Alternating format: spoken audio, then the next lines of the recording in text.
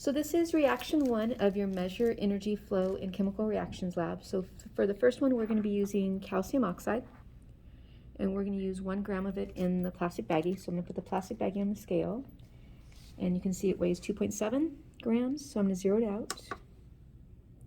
And then we'll add approximately 1 gram. Get as close as I can. If it's not perfect, that's okay. A little bit more.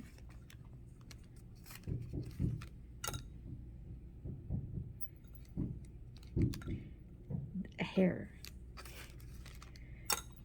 Okay, there we go. And then I have 5 milliliters of water that I'm going to put in my little plastic container.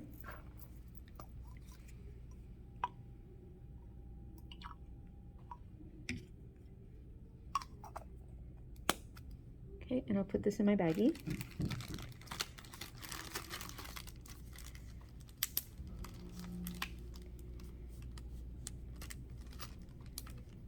Okay, now it's sealed up, ready to mix.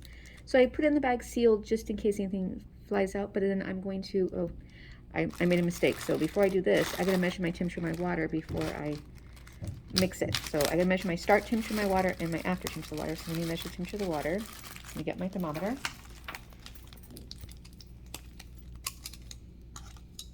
You want to make sure your thermometer is in Celsius. So right now it says 23.7 degrees Celsius, but I did hold on to it for a second, so I made it go up. So let's measure the temperature of our water.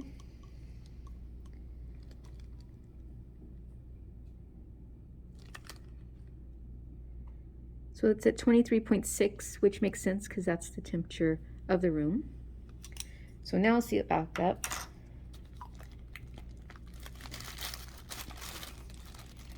I'm going to mix it and then measure the temperature again when it's chemical reacting.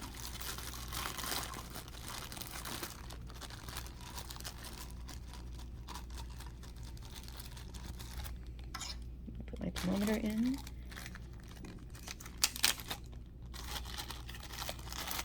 Come on, powder.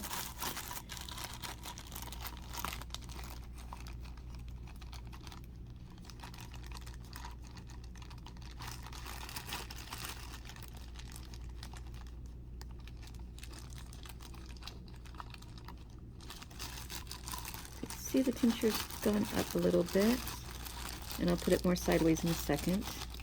So we want to record the highest or the lowest temperature, whichever one's the highest or the lowest. So you can see right now it's at 25.0. I'm just still mixing it up with my hand. See if it's gone up a little bit more, so I'm mixing it. I'm trying not to touch the thermometer with my hand to make my temperature of my hand influence it. Okay, so record the highest temperature of the thermometer since it did go up instead of going down. And that's it for experiment number 1.